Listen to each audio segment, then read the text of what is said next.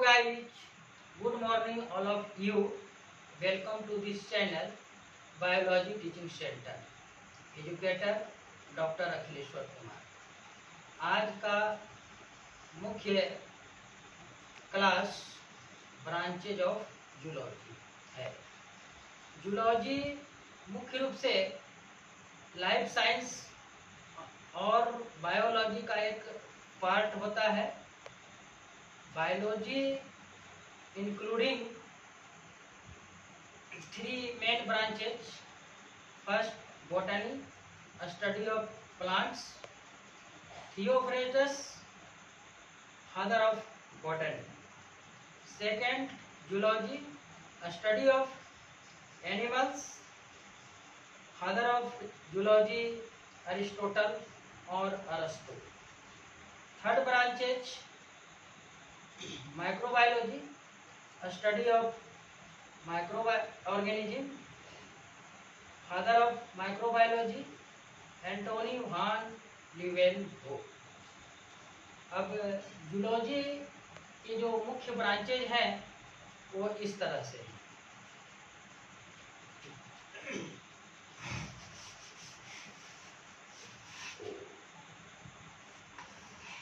First branch morphology. ये branch botany में होता है और इसमें भी, तो इसमें पहले हम लोग पढ़ चुके हैं study of external structure. Morphology के अंतर्गत ऐसे मुख्य रूप से 2 होते हैं। First, external morphology, second internal morphology. External and internal, शरीर के किसी आंतरिक अंगों के जो बाह्य रूप होते हैं वो भी मॉर्फोलॉजी के अंतर्गत ही आते हैं। उदाहरण स्वरूप, फॉर एग्जाम्पल, लंग्स, हार्ट, उसके जो एक्सटर्नल रूप हैं वो भी मॉर्फोलॉजी के ही अंतर्गत आते हैं। ऐसा नहीं कि सिर्फ जो लिखा हुआ है स्टडी ऑफ एक्सटर्नल स्ट्रक्चर, तो हार्ट और लंग्स ये सब तो इंटरनल चीज है, लेकिन इसी के आधार पर मॉर्फोलॉजी के 2 पार्ट्स होते हैं, external morphology and internal morphology. Second branch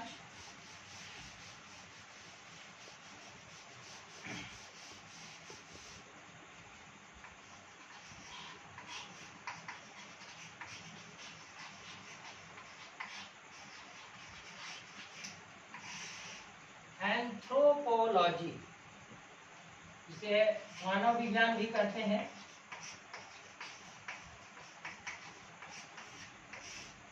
study of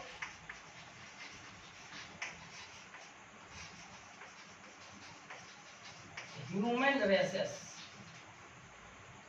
anthropology zoology का पार्ट है, ब्रांच है, जिसके अंतर्गत ह्यूमन प्रजाति का अध्ययन किया जाता है।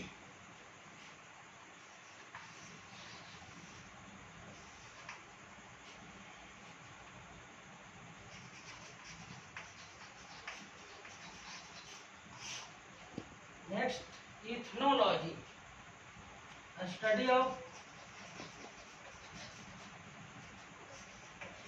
Behaviour of animals. इथनोलॉजी के अंतर्गत एनिमल्स के बिहेवियर, आचरण, व्यवहार का अध्ययन किया जाता है। नेक्स्ट,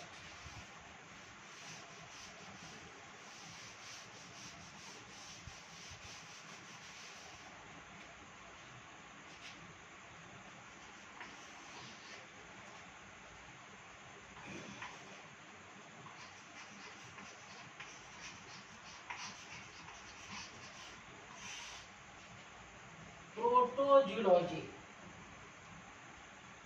प्रोटोजूलॉजी के अंतर्गत मुख्य रूप से यूनिसेलुलर प्रिमिटिव ऑर्गेनिज्म का अध्ययन किया जाता है।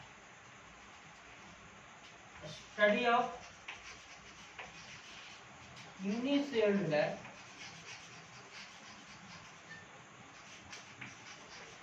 Protozoans animal.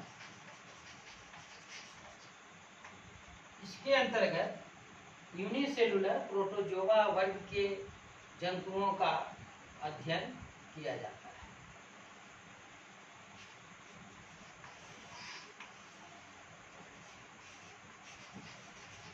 पाराजूलॉजी। नेक्स्ट ब्रांच पाराजूलॉजी है। इसके अंतर्गत स्टडी ऑफ स्पंज और पोरीफेरियंस।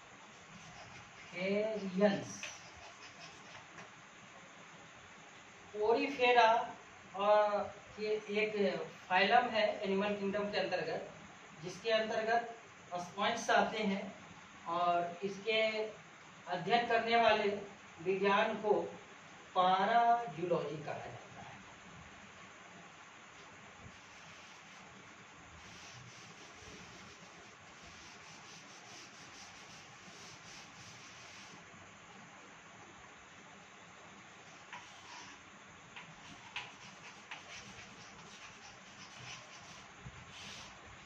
नीडोलॉजी, सी यहाँ पर साइलेंट होता है।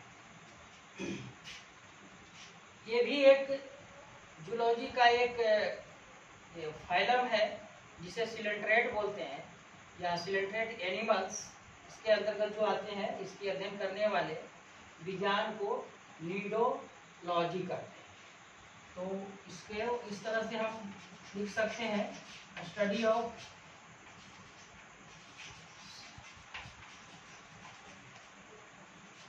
Coelenterate animals.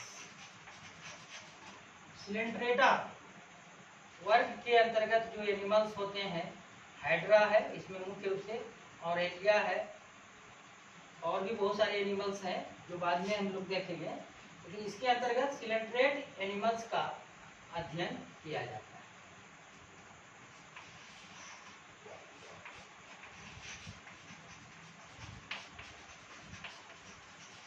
Next branch helminthology.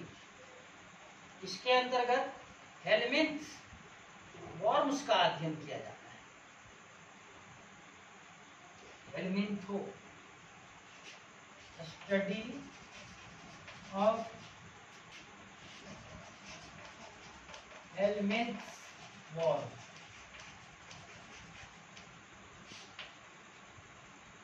इसके अंतर्गत एस्केरिस है, लीवर फ्लूक है, ये सब जो होते हैं आपको हेलमिन्थोलॉजी के अंतर्गत।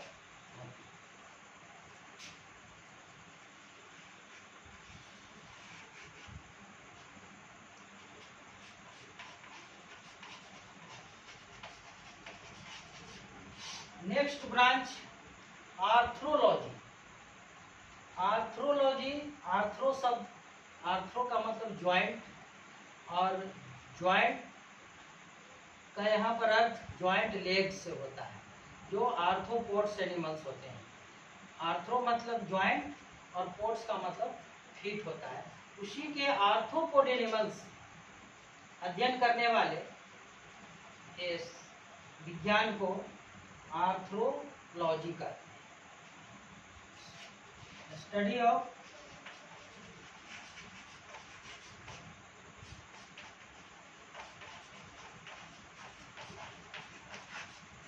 Pods animal.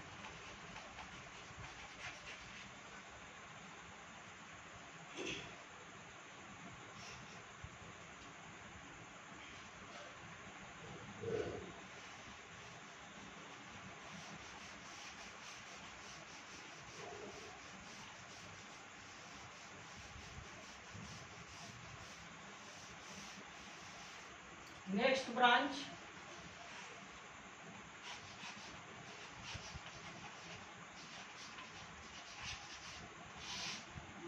मैलाकोलॉजी। मैलाकोलॉजी के अंतर्गत मोलस्कस एनिमल्स, जो मोलस्का एक फाइलम है एनिमल किंगडम के अंतर्गत, तो इसके अंतर्गत जो भी एनिमल्स आते हैं इसके अध्ययन करने वाले साइंस या लॉजी को मैलाकोलॉजी कहते हैं। Study of मॉल्यूस्कस।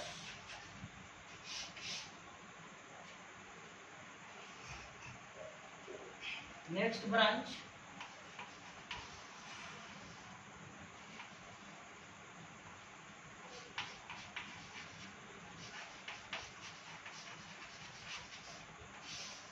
हर्पीटोलॉजी। इसके अंतर्गत वर्टिब्रेट एनिमल्स, एम्फीबियंस, जिन्हें हिंदी में उभयचर भी बोलते हैं, जो स्थल लैंड एंड वाटर दोनों जगह रहते हैं, और क्राउलिंग एनिमल्स जिसे रेप्टाइल्स कहते हैं। इसमें इसके अंतर्गत एम्फीबियंस एंड रेप्टाइल्स का अध्ययन किया जाता है।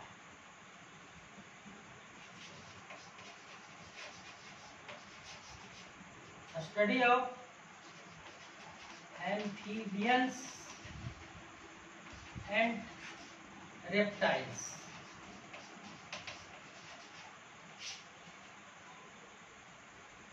रेप्टाइल्स के अंतर्गत जो क्राउलिंग एनिमल्स हैं और स्नेक्स भी रेप्टाइल्स के ही अंतर्गत आते हैं, लेकिन स्नेक्स के अध्ययन करने वाले विज्ञान को एक अलग नाम दिया गया है जिसे ऑफियोलॉजी कहते हैं।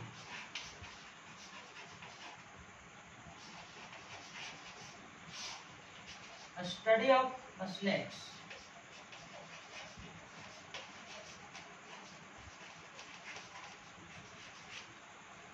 स्टडी ऑफ स्नेक्स, इस अध्ययन इसके स्नेक्स के विज्ञान को ऑफियोलॉजी कहा जाता है।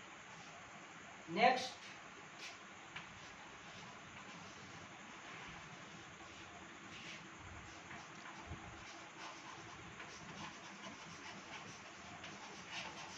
इक्थायोलॉजी।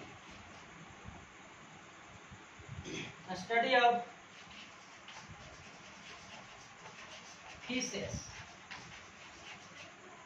फिशेस के अध्ययन करने वाले विज्ञान को इक्थियोलॉजी कहा जाता है। फिशेस, रेप्टाइल्स, एम्फीबियंस, बर्ड्स और ये मैमल्स, ये सब सारे जो है सो वर्टिब्रेट एनिमल्स होते हैं।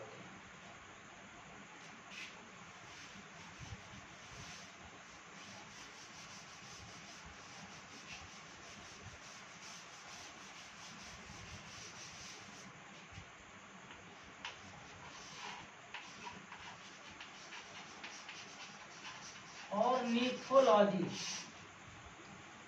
Ornithology study of birds.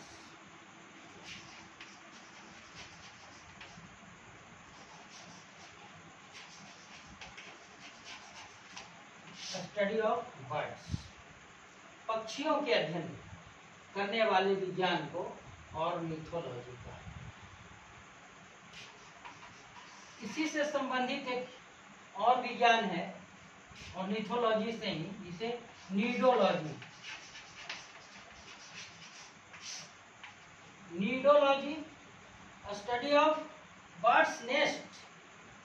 पक्षी या बर्ड्स जो होते हैं उनका आवास घोंसला होता है, जिसके बहुत सारे जो पक्षी होते हैं भिन्न भिन्न ढंग से अपना नेस्ट बनाते हैं, तो उसका अध्ययन करने वाले विज्ञान को नीडोलॉजी कहा जाता है। तो हम इसको इस तरह से लिख सकते हैं, स्टडी ऑफ बर्ड्स नेस्ट, पक्षियों के घोंसलों का अध्ययन।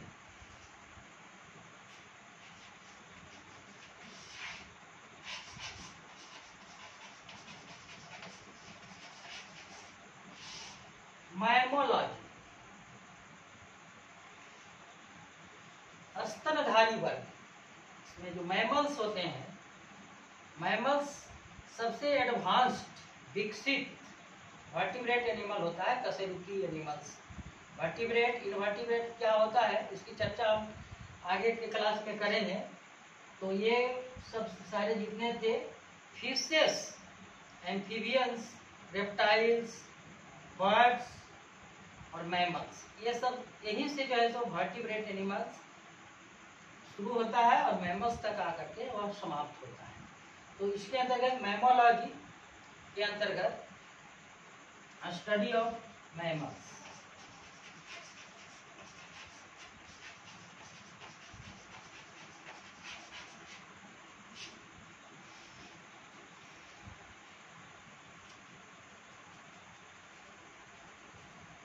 अभी तक हम जितने भी ये ब्रांच देखे वो जूलॉजी के मुख्य रूप से फाइलम से संबंधित, प्रोटोजोआ वर्ग से, प्रोटोजोआ फाइलम से एनिमल किंगडम शुरू होता है और लास्ट मैमल्स तक समाप्त होता है। जो इसके अध्ययन करने वाले ब्रांच को उसी के आधार पर यह सब नाम दिया गया है। इसके अतिरिक्त और भी कुछ ब्रांचेज होते हैं जो मुख्य रूप से जूलॉजी एंड मेडिकल साइंस से भी रिलेटेड होते हैं। मेडिकल साइंस मतलब ह्यूमन ऑर्गन्स, पार्ट्स, उसी से रिलेटेड टर्मिनोलॉजी होंगे जो मुख्य रूप से वह जूलॉजी एवं मेडिकल साइंस में भी वह ब्रांच का उपयोग होता है, जो कुछ इस प्रकार है।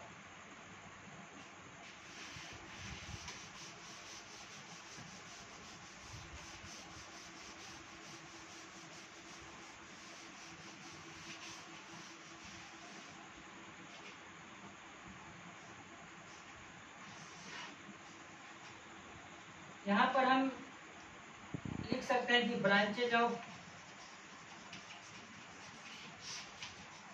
Medical science.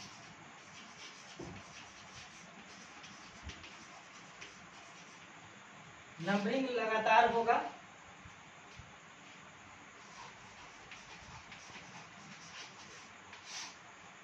इसमें है फर्स्ट या जो भी नंबर है आगे, ऑन्कोलॉजी। यह मुख्य रूप से मेडिकल साइंस से भी रिलेटेड है और जो भी डिजीज है या और भी जो जूलॉजी का जो पार्ट होता है उसके अंतर्गत भी ऑन्कोलॉजी का अध्ययन होता है।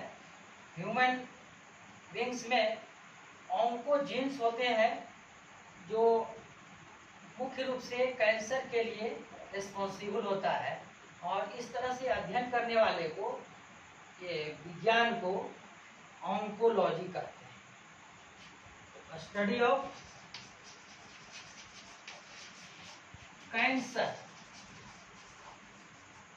And oncogene. क्योंकि कैंसर डिजीज के लिए मुख्य रूप से रेस्पॉन्सिबल ऑन्कोजीन्स होता है, तो ऑन्कोजीन्स का अध्ययन से ही कैंसर की जानकारी होती है। इसलिए इसके अंतर्गत, ऑन्कोलॉजी के अंतर्गत study of cancer and oncogenes.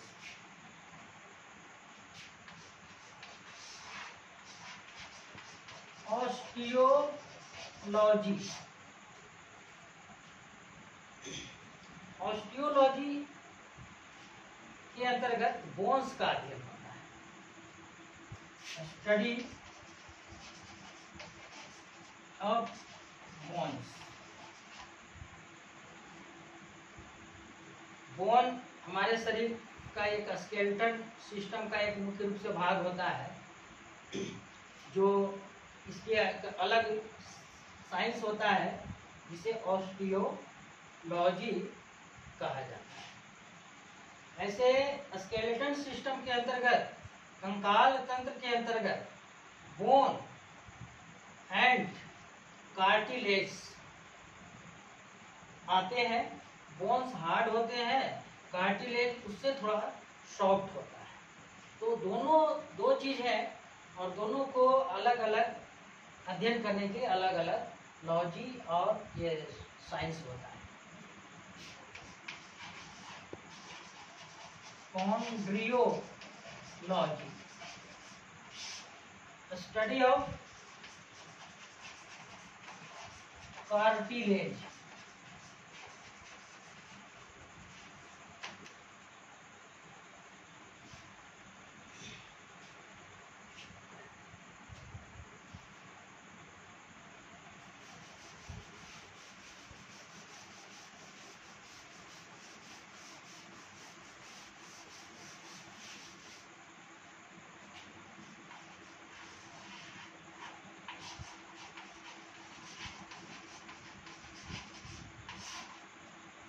Next angiology.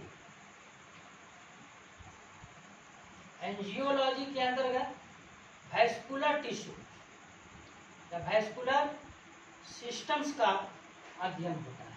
Vascular मतलब आपका सर्कुलेटरी सिस्टम्स इसमें कह सकते हैं। Study of circulatory system.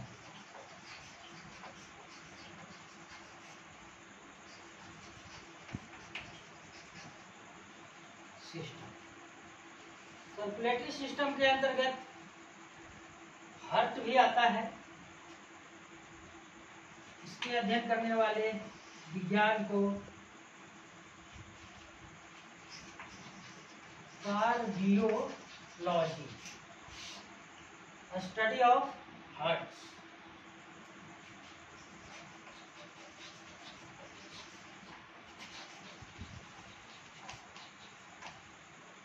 Circulatory system के अंतर्गत हार्ट, ब्लड ये भी आते हैं। ब्लड के अध्ययन करने वाले विज्ञान को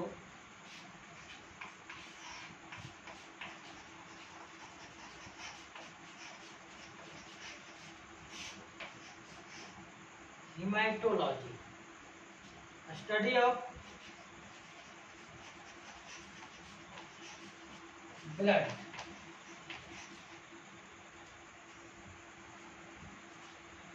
नेक्स्ट सेरोलॉजी, ब्लड के अतिरिक्त हमारे ह्यूमन बॉडी में कलरलेस फ्लूइड होते हैं जिसको सीरम बोला जाता है।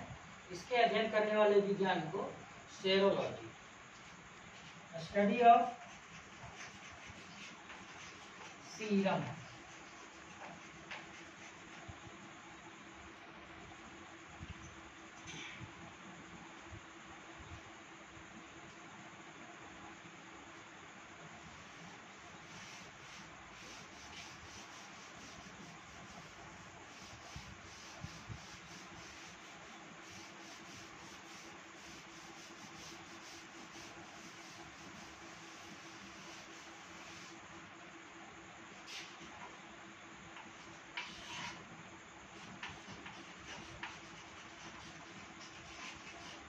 पैथोलॉजी,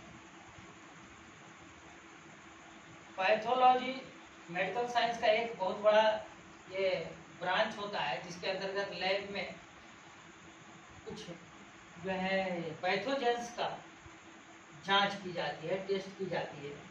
इसके अध्ययन करने वाले विज्ञान को पैथोलॉजी कहा जाता है। तो इसको हम इस तरह से लिख सकते हैं, स्टडी ऑफ डिजीज,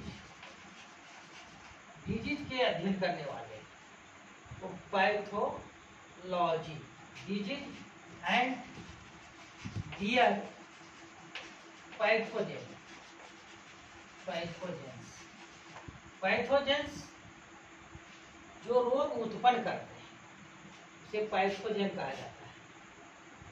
और डिजीज मतलब functioning process in our body called disease.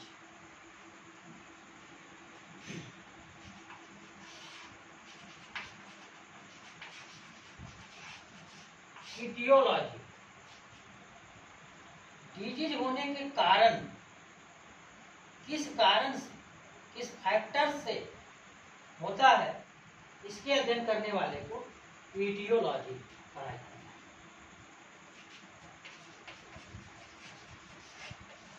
Study of causes of disease,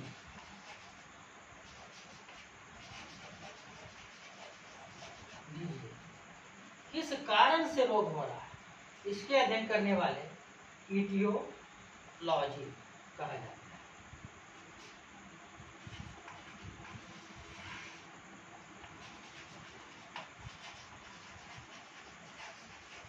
next branch epidemiology. Epidemiology epidemic disease, जो खास एरिया में या होल एरिया में जो रोग हो जाते हैं उसके अध्ययन करने वाले को महामारी जिसको बोलते हैं एक तरह से हिंदी में, इपिडेमिक फॉर्म, बहुत बड़े एरिया में जो रोग फैल जाता है और अधिकांश लोगों को वो इन्फेक्टेड करता है, उसको इपिडेमिक डिजीज बोलते हैं। तो इसके अध्ययन करने वाले विज्ञान को इपिडेमियोलॉजी, स्टडी ऑफ इपिडेमिक डिजीज। जैसे हाल में ही कोरोना, वो आपका इपिडेमिक डिजीज था, जो बहुत बड़े आपका एक पूरे वर्ल्ड में इसका फैलाव हुआ।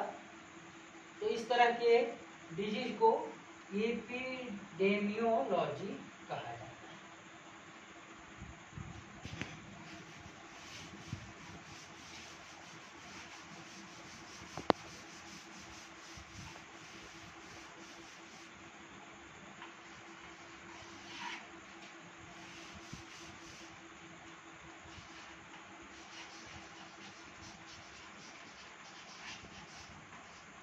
Odontology, the study of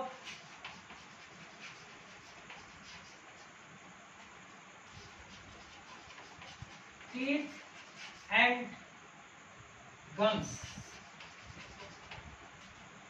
odontology के अंतर्गत दांत एवं मसूड़ों का अध्ययन किया जाता है, या इसमें जो भी डिजीज होते हैं उसका अध्ययन होता है। तो odontology, study of teeth and gum.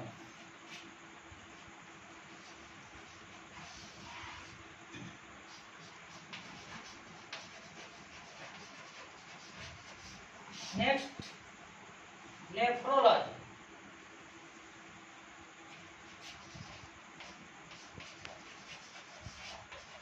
Study of nephron. Nephrons का अध्ययन किया जाता है। जैसा कि हम लोग जानते हैं कि nephron is the unit of excretory systems. Nephron जो है उत्सर्जन तंत्र से संबंधित होता है। तो इसके अध्ययन करने वाले विज्ञान को नेफ्रोलॉजी कहा जाता है।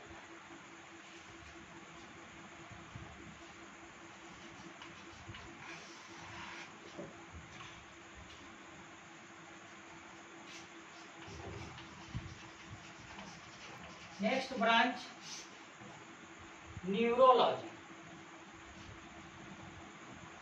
Study of neuron.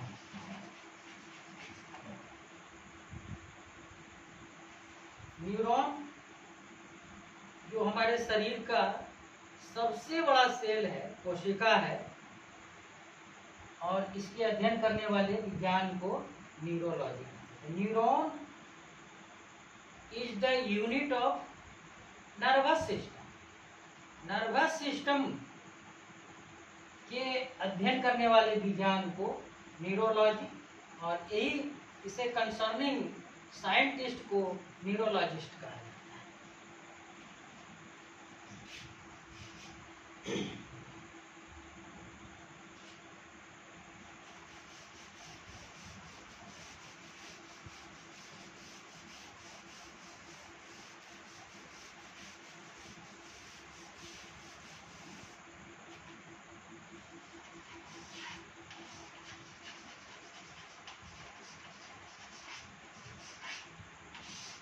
Craniology,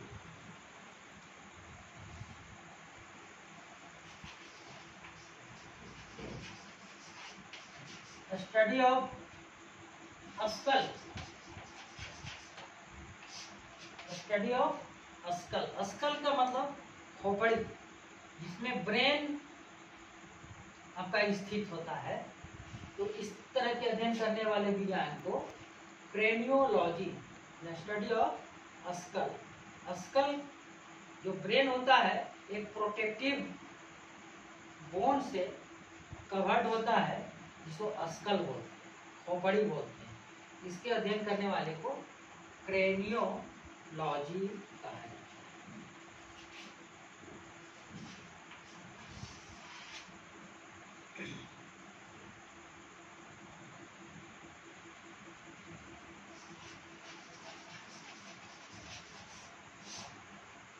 neurology, study of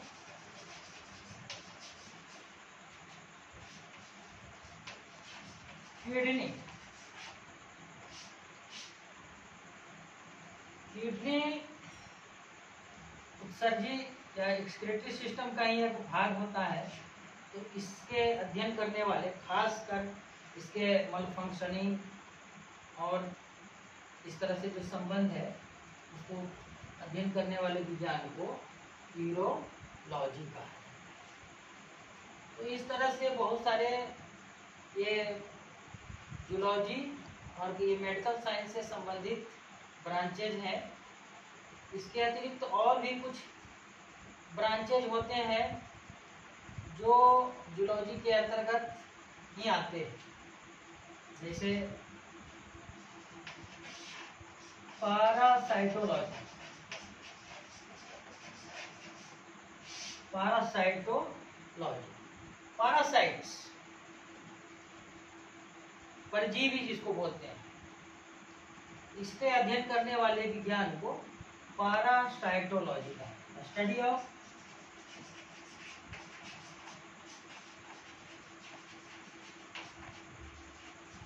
parasites.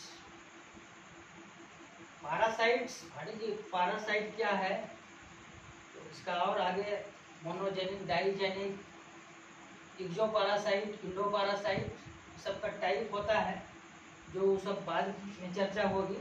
लेकिन अभी इसके जो साइंस है इसके अध्ययन करने वाले को पैरासाइटोलॉजी कहा जाता है।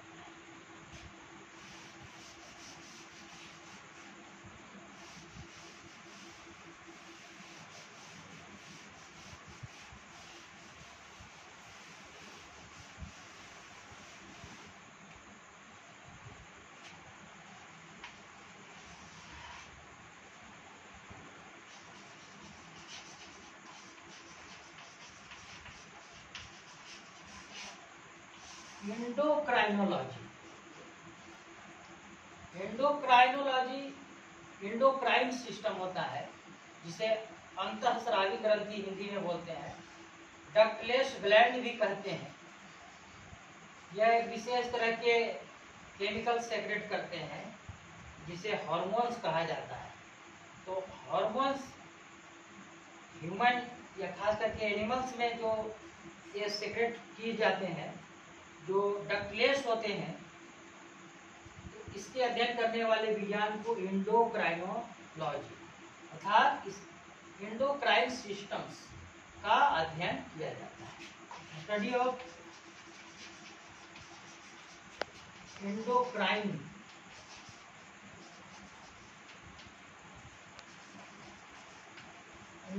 ग्लैंड।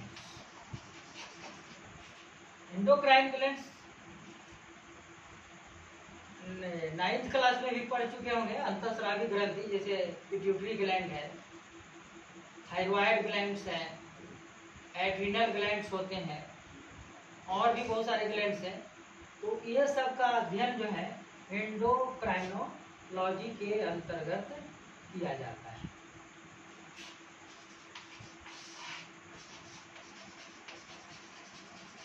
इम्यूनोलॉजी, इम्यून सिस्टम, रोग निरोधी क्षमता जो होती है हमारे शरीर में, उसके अध्ययन करने वाले वो इम्यूनोलॉजी कहा जाता है। यह अध्ययन करने वाले साइंस को स्टडी ऑफ इम्यून सिस्टम।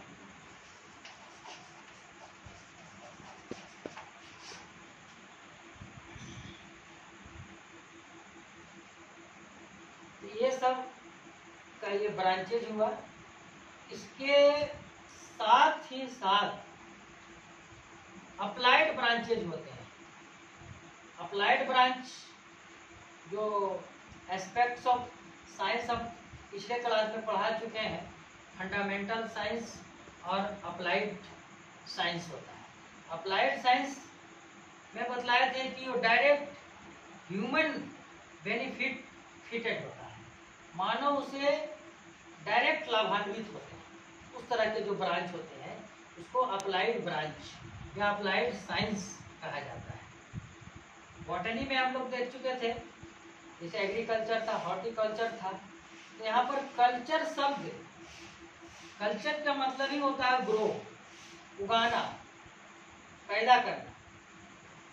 तो उसी तरह से जूलॉजी में भी कुछ ऐसे ब्रांच हैं, कल्चर है, जो कुछ इस प्रकार हम देखेंगे। तो ये सब ब्रांचेज ऑफ जूलॉजी के ही अंतर्गत आ जाते हैं, लेकिन हम एक अलग टॉपिक्स के रूप में अप्लाइड ब्रांचेज ऑफ जूलॉजी के रूप में देखते हैं।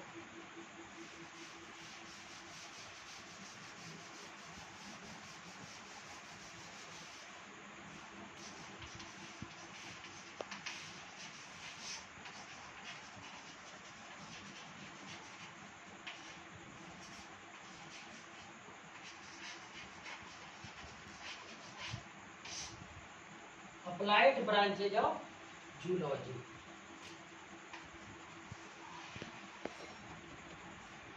सेरीकल्चर,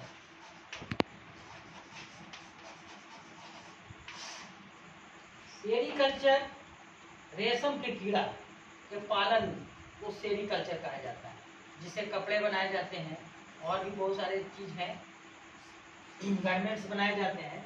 तो इसके एक विशेष तरह के वर्म्स होते हैं जिसे सिल्क वर्म कहते हैं। तो उसके अध्ययन या उसके ये जो ब्रांच है अप्लाइड ब्रांच, उस सेरीकल्चर कहा जाता है। Rearing of silk worm,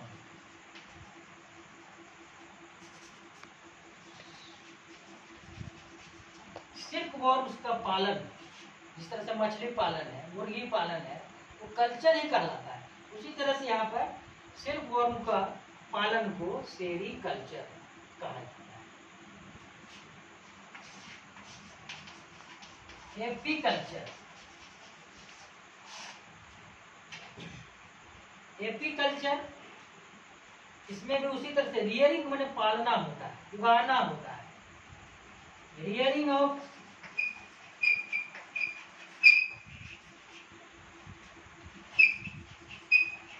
honey bee,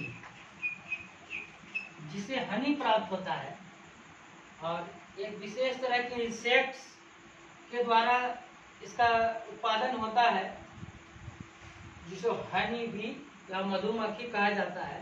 तो हनी प्राप्त करना, उसे और भी कुछ बाई प्रोडक्ट के रूप में निकलते हैं। तो ये सब प्राप्त करने के लिए और इस सिस्टम को जो है एपीकल्चर कहा जाता है, रियरिंग ऑफ हनी बी।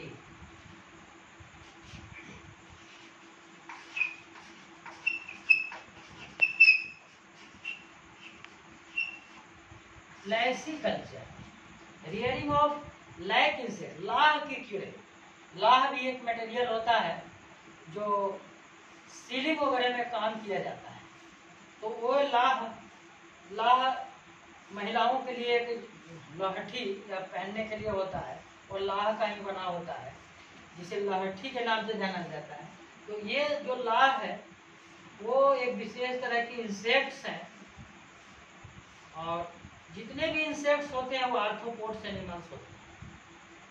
और इस तरह से लाह के कीड़े उससे को जो पालन होता है जिसे लाइसी कल्चर कहा जाता है। हम इसको इस तरह से लिख सकते हैं, rearing of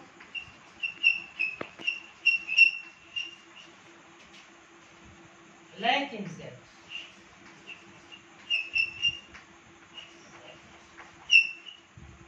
lac insects.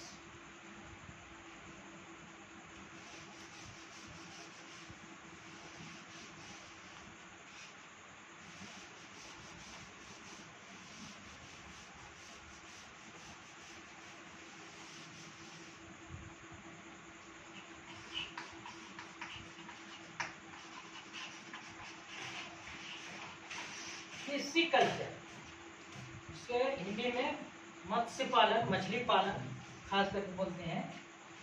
Rearing of fishes, fishy culture का है।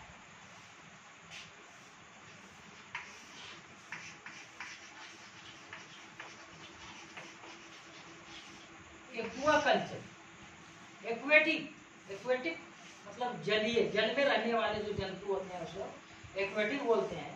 और जल उस तरह के जो जंतु का जो पालन होता है या किया जाता है, रेयरिंग जो होता है, तो एक्वा कल्चर का। तो इस तरह से rearing of aquatic animals.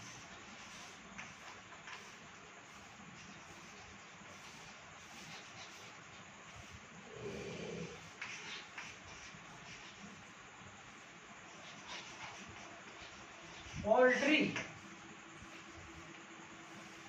Poultry के अंतर्गत ऐसे मुख्य रूप से हेन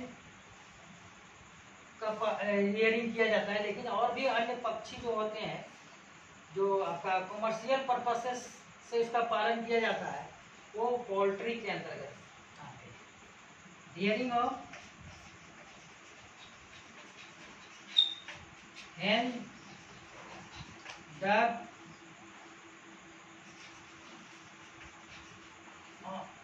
or and other birds,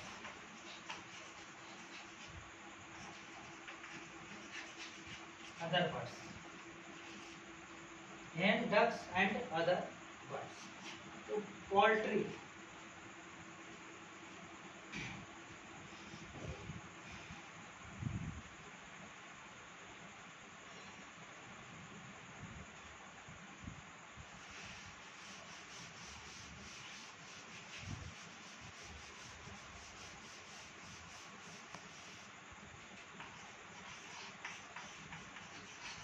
piggery, इसके अंतर्गत सुअर पालन होता है, जो खास करके मीट के लिए इसका पालन किया जाता है, जिसे पिगरी बोला जाता है। Rearing of pigs. ये सब जितना भी कल्चर था वो इससे ह्यूमन डायरेक्ट बेनिफिटेड होता है, इसलिए इसको अप्लाइड ब्रांच ऑफ जूलॉजी के अंतर्गत रखा गया है। इस तरह से जितने भी मेन ब्रांचेज जूलॉजी का था वो समाप्त होता है, और आज का क्लास यहीं पर समाप्त होता है। और मैं अंत में सभी लर्नर्स से रिक्वेस्ट करता हूँ कि इस चैनल को सब्सक्राइब करें। यदि वीडियो पसंद आवे तो इसे लाइक करें एवं अपने दोस्तों के साथ शेयर अवश्य करें।